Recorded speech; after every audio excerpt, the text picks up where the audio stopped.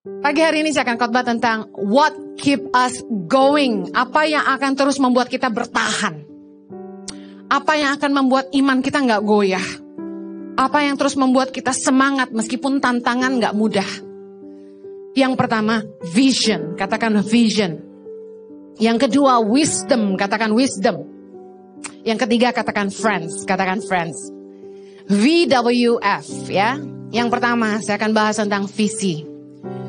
Amsal 29 ayat 18 berkata, bila tidak ada wahyu, menjadi liarlah rakyat. Berbahagialah orang yang berpegang pada hukum. Mari lihat terjemahan dalam KJV, King James Version. Dikatakan, where there is no vision, the people perish. Kalau nggak ada visi, maka umatku binasa. Penting sekali kita punya visi dalam hidup kita. Anak-anak perempuan yang mau nikah selalu tanya sama calon suamimu, apa tujuan hidup kamu? Apa yang kamu mau bangun ke depan? Where are we going? Seorang pria yang gak punya visi tentang masa depan gak akan bisa memimpin keluarganya.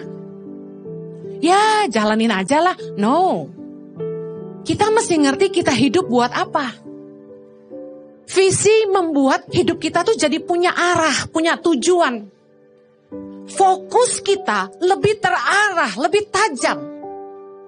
Seperti Paulus berkata, kita tidak seperti petinju yang sembarangan memukul. Kalau kita punya tujuan, punya visi, keputusan kita lebih akurat. Harus ke kanan atau ke kiri. Saya suka terjemahan Net Bible. Dikatakan begini, when there is no prophetic vision, the people cast off restraint. Yang artinya, ketika tidak ada visi yang profetik, saya terjemahkan dalam bahasa sehari-hari ya, pewahyuan dari Tuhan tentang tujuan hidup kita. Kalau kita nggak punya pewahyuan dari Tuhan, untuk apa Tuhan menciptakan kita?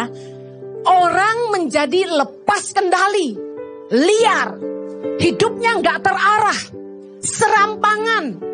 Nggak heran kita lihat orang hidup tuh kayak nggak punya tujuan, hidup sembarangan, wasting time, buang-buang energi. Mereka nggak pakai waktu, tenaga mereka untuk tujuan yang pasti. Kita lihat anak muda nongkrong-nongkrong di pinggir jalan tanpa tujuan. Bahkan mereka kumpul-kumpul nggak jelas. Ibu-ibu ngantar anak sekolah, ngumpul-ngumpul nggak jelas. Why? Karena nggak ada tujuan. Nah, hidup kita harusnya punya tujuan. Tadi pagi keren sekali, kok bisa sehati. Kami nggak bahas apa yang kami mau sampaikan, tapi suami saya bagikan tentang 3 tujuan Tuhan dalam hidup kita.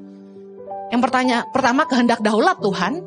Yang kedua kehendak Tuhan secara moral. Dan yang ketiga kehendak Tuhan secara spesifik. Nah, yang saya bagikan adalah kehendak Tuhan secara spesifik. Ini yang dimaksud dengan prophetic vision. Ketika saya ikut Tuhan tahun 94, gereja membimbing saya untuk saya baptis. Biasalah ya, gereja selalu gitu. Jiwa baru diajak baptis, lalu diajak komsel, lalu diajak pelayanan.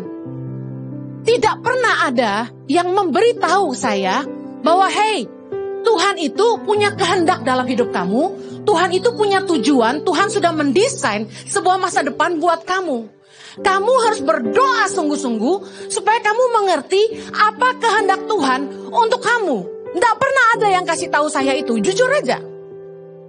Semua cuma ngajarin firman, pemuritan, biasalah, Roh Kudus, baptisan, ini dan itu. Semua itu baik. Tapi ternyata mengerti tujuan Tuhan dalam hidup kita sangatlah penting. Visi dari Tuhan nggak sekedar membuat kita punya tujuan hidup. Hidup kita jadi lebih bermakna karena kita punya tujuan. Yang setuju katakan amin. Kita juga akan lebih bersemangat ketika kita ngadepin tantangan, kita nggak mudah menyerah. Karena waktu kita punya tujuan Tuhan dalam hidup kita dan kita tahu itu, apapun tantangannya, kita akan berpegang pada janji Tuhan. Mazmur 139 ayat 16 adalah ayat yang Tuhan taruh di hati saya. Matamu melihat selagi aku bakal anak, dan dalam kitabmu semuanya tertulis hari-hari yang akan dibentuk sebelum ada satu pun daripadanya. Lihat, luar biasa nggak? Waktu seorang janin ada dalam kandungan ibunya, ketika Anda ada dalam kandungan ibu Anda dan sedang Tuhan bentuk di rahim ibumu, dalam kitab Tuhan, kira-kira kitab apa ini? Kitab kehidupan. Di dalam kitabnya Tuhan, semuanya tertulis hari-hari yang akan dibentuk sebelum ada satu pun daripadanya. Artinya, Tuhan punya perfect will, kehendak yang sempurna dalam hidup kita. Betul, Tuhan kasih kehendak bebas untuk kita memilih jalan hidup kita. Tuhan kasih kehendak bebas, kamu akan ambil A atau B. Tapi ternyata kalau Anda mau hidup Anda sempurna dalam kehendak Bapa, Anda harus kembali lagi kepada Sang Pencipta. Kenapa? Karena hanya Sang Pencipta yang paling tahu tujuannya untuk ciptaannya. Kalau saya lagi bikin masakan, semua masakan rata-rata basicnya sama. Apa? Bawang putih, bawang merah, betul nggak? Daun bawang rata-rata pakai, jahe kadang-kadang. Kita potong-potong. Orang lihat kita mau masak, saya taruh ayam mentah, ayam bisa dimasak apa saja. Hanya saya yang tahu saya mau masak apa hari itu. Bisa paham? Yang paling tahu untuk apa Anda diciptakan cuma Sang Pencipta. Dia yang tahu apa yang dia tulis di kitabnya tentang hari-hari yang dia mau untuk hidupmu. Dan saya mengejar Tuhan ketika saya dapat ayat ini. Saya doa pagi, siang, malam hanya bertanya satu hal. Apa yang Tuhan mau untuk hidup saya? Tuhan tidak langsung jawab. Tuhan ajari saya dari hal-hal kecil. Saya selama ikut Tuhan, saya diajak pelayanan. Anda tahu pelayanan saya yang pertama apa? Kecrek, breng. Kecrek, breng. Saya apa? Penari. Saya penari di gereja.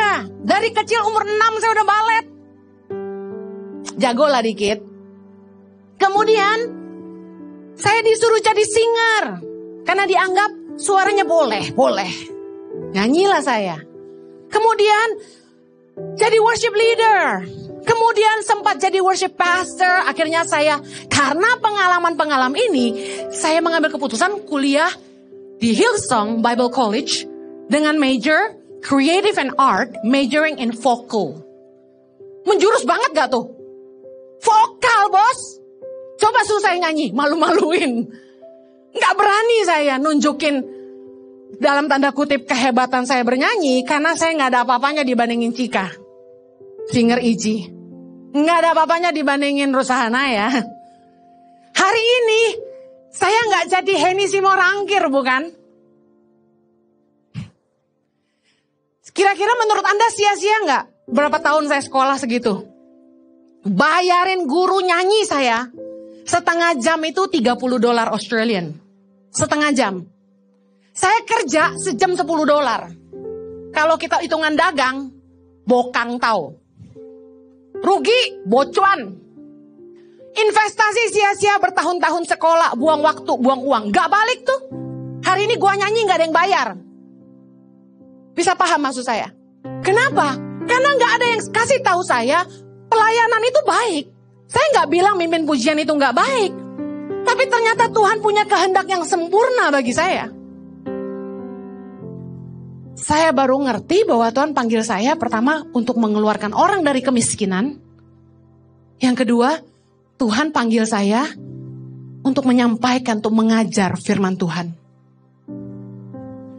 Saya gak pernah tahu bahwa saya itu diberi kemampuan sama Tuhan untuk mengajar. Katanya kalau saya yang ngajar, orang jadi ngerti. Padahal versi marah-marah. Haters banyak yang bilang, khotbah kok marah-marah. Saya kasih tahu rahasia. Jangan kasih tahu kemana-mana. Khusus jemaat ICI aja. Saya sendiri sebel dengerin saya khotbah. Jadi waktu rekaman itu diulang, sebenarnya nih bela diri dikit. 45 menit khotbah tuh gak semuanya marah-marah. Bener gak? Ada lucunya, ada bengongnya, campur aduk katanya kayak sayur asem.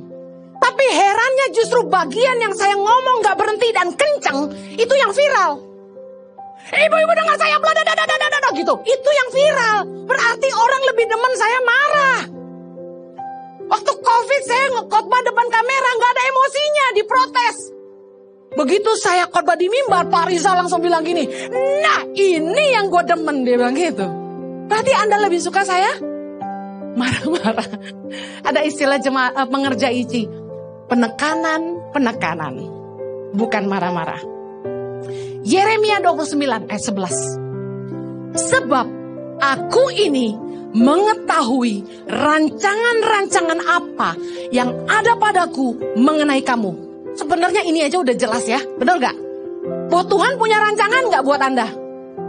Yeremia 29 dalam terjemahan firman Allah yang hidup. Saya dapat ini dari khotbah suami saya tadi pagi, saya kaget kok sama ayatnya. Karena aku mengetahui segala rencanaku bagimu. Demikianlah firman Tuhan. Keren gak sih?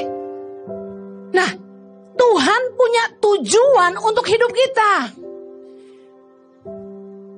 Mari temukan tujuan Tuhan yang spesifik bagi hidup Anda. Apa sih yang Tuhan mau dengan kita? Karena begitu Anda mengerti apa tujuan Tuhan menciptakan hidupmu, kamu tuh sudah tidak ragu melangkah. Ibaratnya milih jurusan kuliah udah mantep.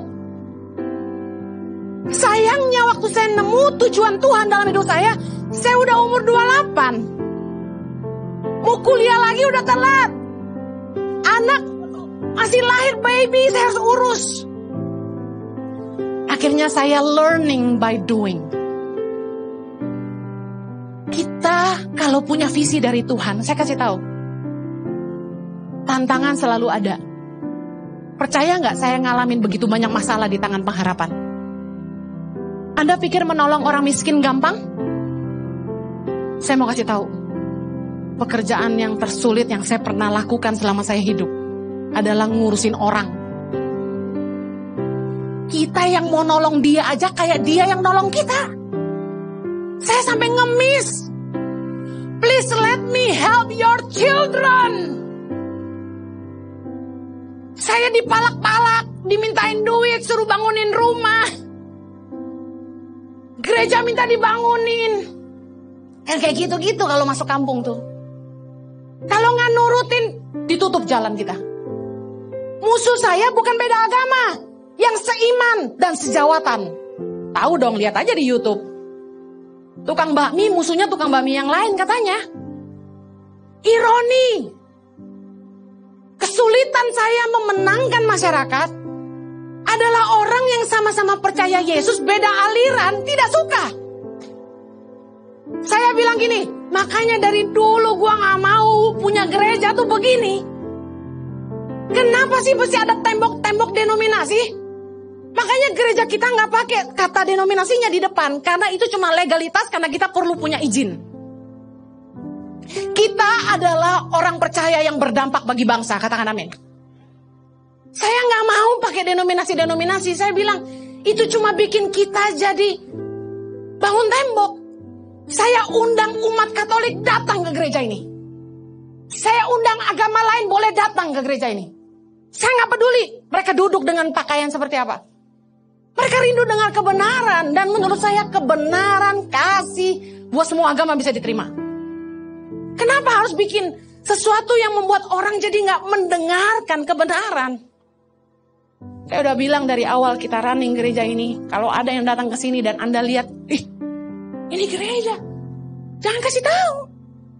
Biar aja. Mungkin dia nyasar, puji Tuhan. Ada yang nyasar.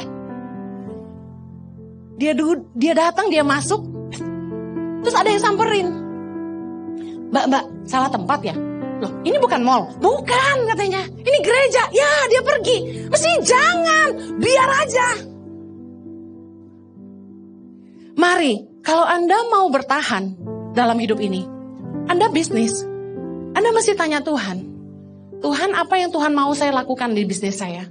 Apa tujuan saya? Waktu Anda bekerja, doa, tanya Tuhan, saya kerja ini, Tuhan mau saya bikin apa? Percayalah, dimanapun engkau ditempatkan, Tuhan punya tujuan. Amen? Kalau kita punya tujuan, kita akan bertahan.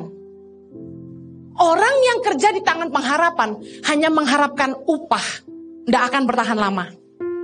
Tapi mereka yang punya visi yang sama, mereka akan bersama-sama. Sama dengan staff.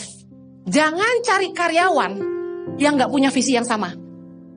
Kan Anda tidak bisa membangun bersama orang-orang yang tidak punya tujuan yang sama. Kalau Anda mau nikah, Anda harus pastikan Anda nikah dengan orang yang setujuan. Saya menemukan banyak pernikahan yang jadi tidak sepadan karena beda tujuan. Yang selanjutnya, apa yang membuat kita terus bertahan, what keep us going, adalah wisdom from God. Hikmat yang dari Tuhan.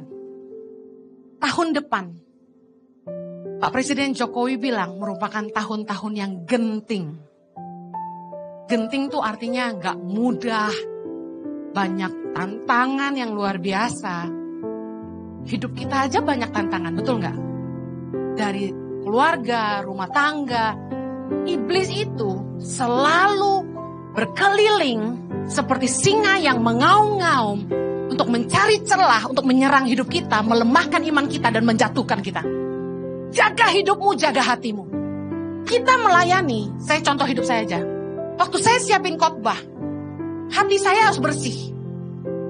Kalau hati saya tidak bersih, misalnya saya lagi marah sama suami saya lagi marah sama anak saya, atau marah sama siapa, hati saya tidak nyaman. Pasti tidak dapat apa-apa tuh. Karena Tuhan menjatuhkan hikmatnya dalam hati kita. Kenapa firman Tuhan berkata, Amsal 4 ayat 23, jagalah hatimu dengan segala kewaspadaan, karena dari situlah terpancar kehidupan. Karena Tuhan itu menaruh hikmatnya di hati kita. Makanya kita harus jaga hati kita. Kalau Anda menghadapi tantangan, dengar, Anda harus tenang. Damai sejahtera Allah yang Anda harus minta supaya Anda tenang. Kalau Anda tidak tenang, Anda kacau, Anda tidak bisa mendengar Tuhan. Makanya kita butuh sendirian. Bahasanya me time, waktu sendiri. Setiap hari di tengah-tengah jadwal Anda yang padat dari pagi sampai malam, Anda harus bisa menemukan waktu sendiri. Jangan pakai alasan waktu sendiri Anda pergi jauh-jauh, sebenarnya bukan sendiri. Sendiri plus yang satu itu. Bisa ngerti maksud saya? Waktu sendiri saya adalah ketika pagi hari, suami saya belum bangun, saya turun ke bawah, saya duduk dengan iPad saya taruh kopi di sampingnya, saya mulai merenung. Saya diam, saya merem sedikit, tanya Tuhan, apa yang Tuhan mau sampaikan buat saya. Tuhan mulai ajar saya. Kita harus belajar diam, tenang, dan fokus sama Tuhan. Kita nggak boleh terus memusingkan, mikirin utang, mikirin ini, mikirin itu. Udah nggak usah dipikirin. Ambil waktu tenang, karena kita butuh hikmat Tuhan. Waktu hidup menghadapi apapun, Anda harus punya waktu tenang dengan Tuhan, supaya dia menjatuhkan hikmatnya dalam hati kita. Tahukah Anda bahwa hikmat yang dari Tuhan, yang membuat Salomo menjadi raja yang bijak dan adil. 1 Raja-Raja 10 ayat 24. Baca sama-sama.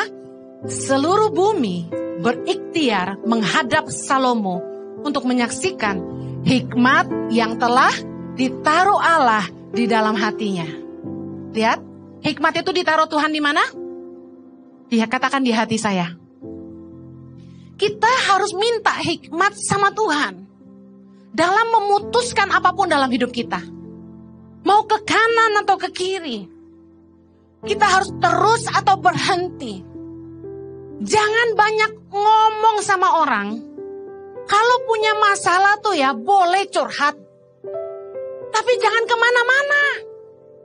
Curhat sama orang yang tepat, yang Anda bisa percaya. Orang yang bisa memberi masukan yang baik dalam hidup Anda. Nanti sebentar saya bahas itu di akhir. Tapi yang paling penting curhat sama Tuhan. Waktu berdoa, jangan terlalu banyak ngomong. Saya tahu waktu Anda stres, Anda punya banyak kebutuhan, Anda pengen cerita sama Tuhan. Tuhan, gini. Boleh. Tapi izinkan beri waktu sebentar, diam di kaki Tuhan. Izinkan dia bicara dalam hatimu. Tuhanlah sumber hikmat kita. Kolose 2 ayat yang ketiga. Sebab di dalam dialah tersembunyi segala harta hikmat dan pengetahuan. Tahukah Anda? Hikmat yang dari Tuhan membuat Anda cerdas, membuat Anda mengerti banyak hal yang mungkin Anda tidak pernah pelajari sebelumnya. Tadi saya jelaskan bahwa saya kuliah di Hillsong, jurusannya Creative and Art, majoring in Vocal.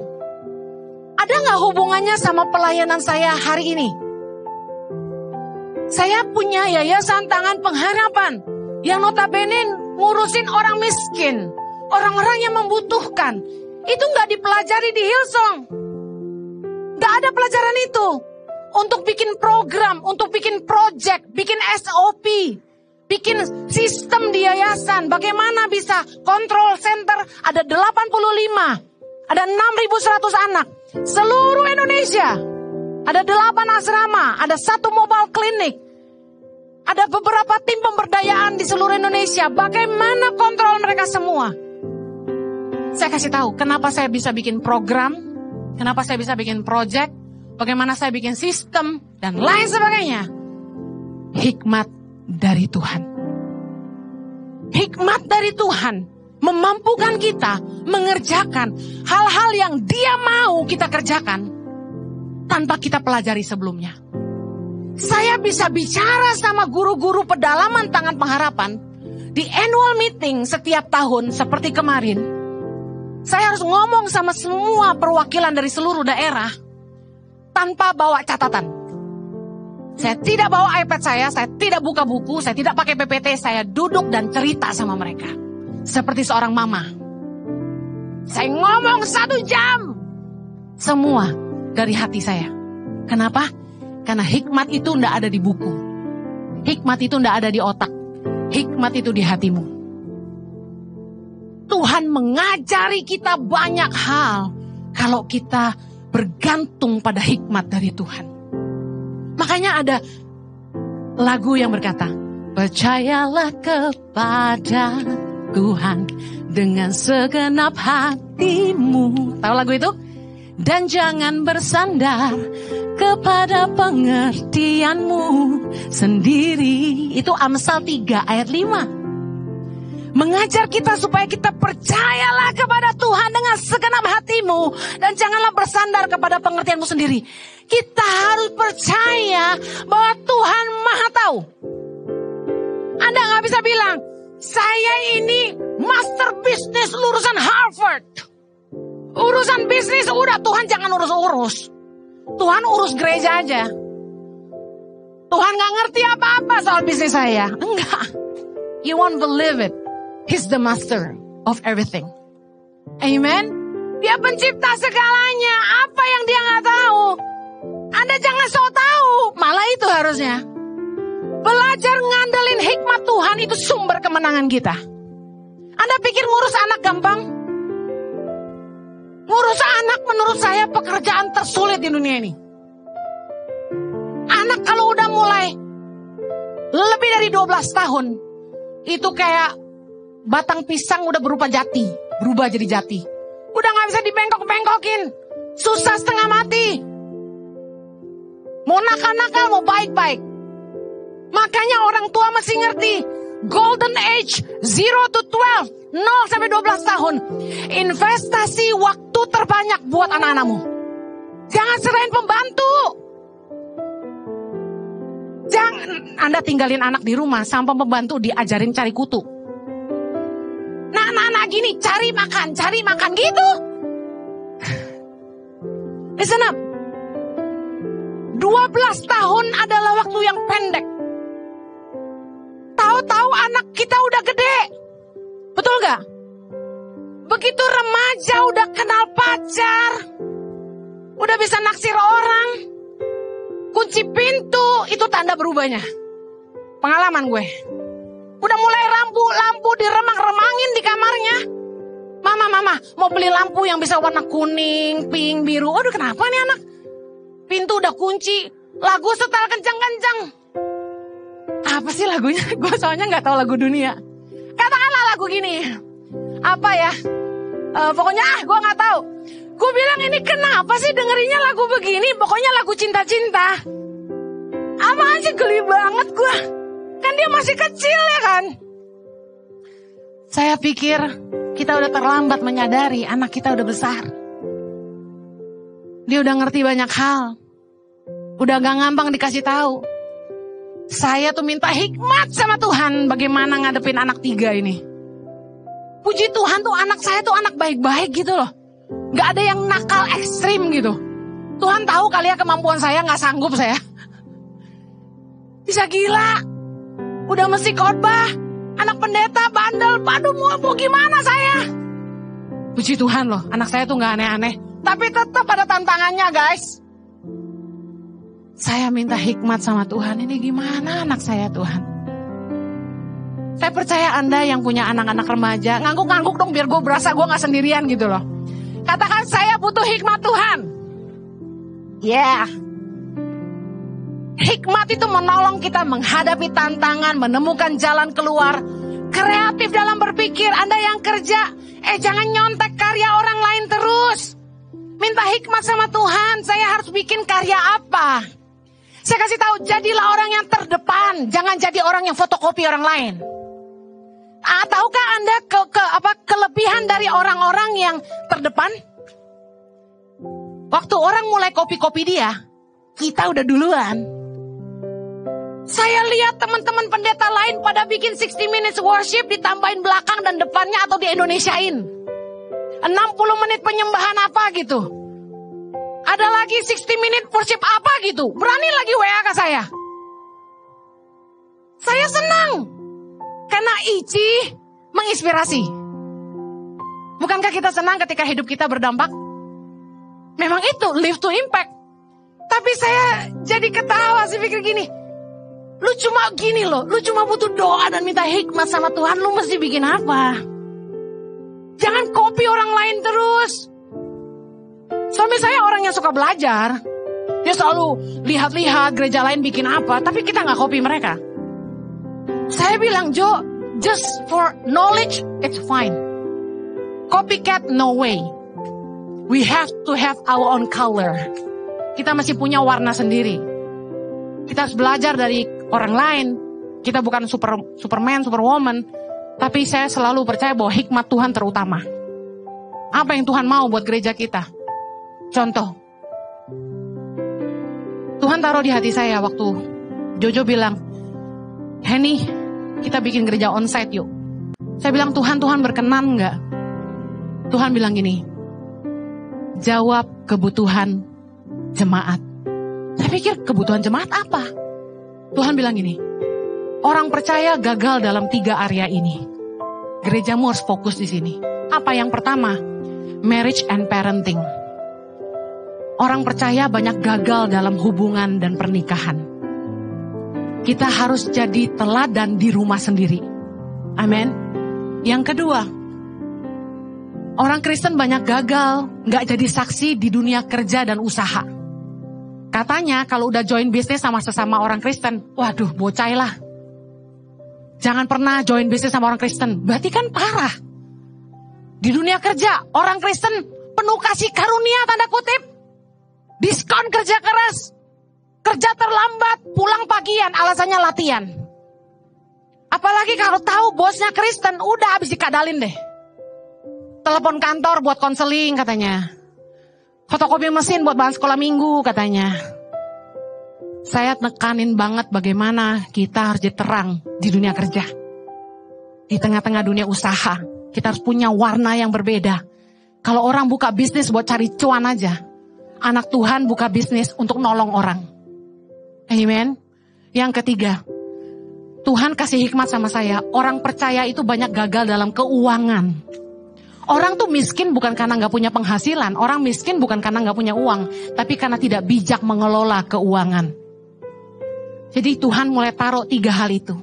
Dari mana saya dapat itu? Dari hikmat Tuhan. Anda bukan jagoan, Anda butuh Tuhan. Apapun masalahmu, Anda harus punya waktu mendengar Tuhan. Anda harus jaga hatimu supaya Tuhan bisa menjatuhkan hikmat di hatimu. Cepat ya, 2 poin bagaimana memperoleh hikmat. Pertama, meminta seperti Salomo. Salomo doa minta itu. Yang kedua, hiduplah takut akan Tuhan. Karena waktu terbatas saya cut. Amsal 9 ayat 10, permulaan hikmat adalah takut akan Tuhan. Kalau Anda mau dikasih hikmat sama Tuhan, Anda harus belajar hidup takut akan Tuhan. Takut akan Tuhan itu bukan cuma di bibir, aku takut Tuhan. Enggak gitu. Takut akan Tuhan itu nyata dalam setiap pertimbangan hati kita. Itu dasarnya kebenaran firman atau bukan.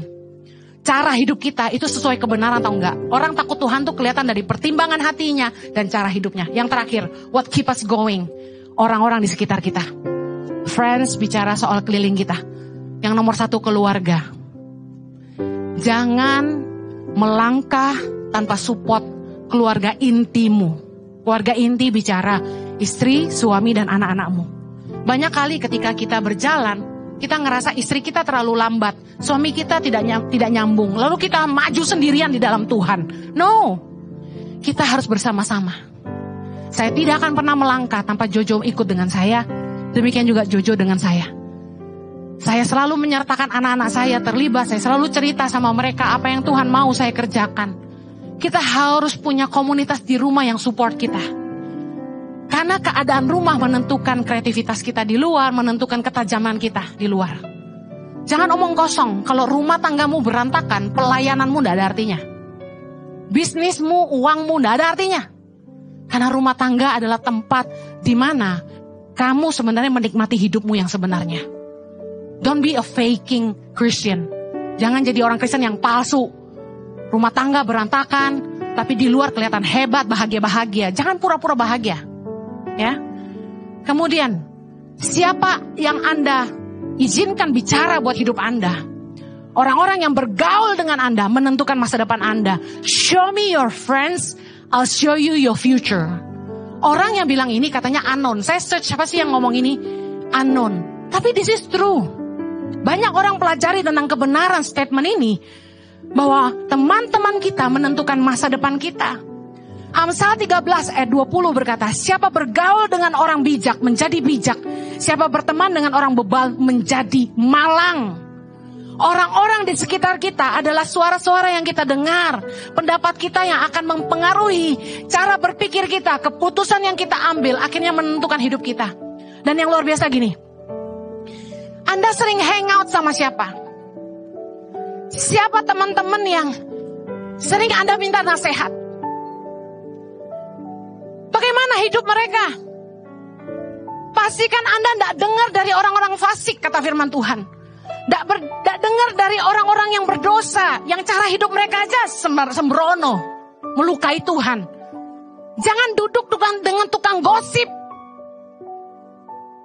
Tapi kata Mazmur 1 ayat 2, yang kesukaannya adalah Taurat Tuhan, dan yang merenungkan Taurat itu siang dan malam. Anda perlu nasihat.